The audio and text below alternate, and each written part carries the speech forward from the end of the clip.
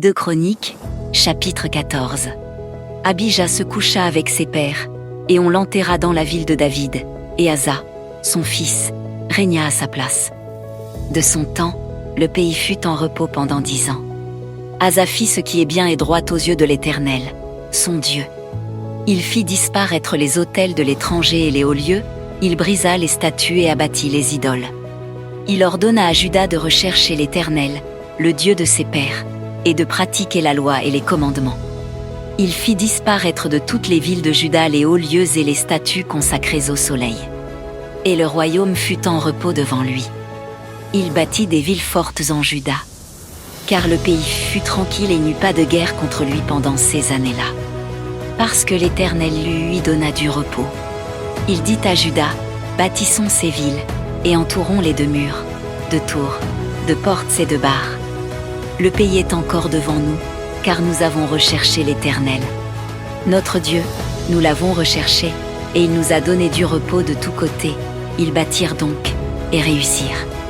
Asa avait une armée de 300 000 hommes de Juda, portant le bouclier et la lance, et de 280 000 de Benjamin, portant le bouclier et tirant de l'arc, tous vaillants hommes. Zérak, l'Éthiopien, sortit contre eux avec une armée d'1 million d'hommes et 300 chars. Et il s'avança jusqu'à Marécha. Asa marcha au-devant de lui, et ils se rangèrent en bataille dans la vallée de Tsephata, près de Marécha. Asa invoqua l'Éternel, son Dieu, et dit, Éternel, toi seul peux venir en aide aux faibles comme aux forts, viens à notre aide, Éternel, notre Dieu.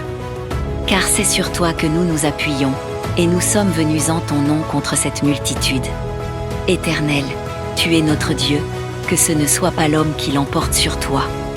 L'Éternel frappa les Éthiopiens devant Asa et devant Juda, et les Éthiopiens prirent la fuite. Asa et le peuple qui était avec lui les poursuivirent jusqu'à Guérar. Et les Éthiopiens tombèrent sans pouvoir sauver leur vie, car ils furent détruits par l'Éternel et par son armée. Asa et son peuple firent un très grand butin. Ils frappèrent toutes les villes des environs de Guérar, car la terreur de l'Éternel s'était emparée d'elles.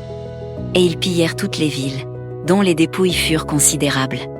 Ils frappèrent aussi les tentes des troupeaux, et ils emmenèrent une grande quantité de brebis et de chameaux. Puis ils retournèrent à Jérusalem.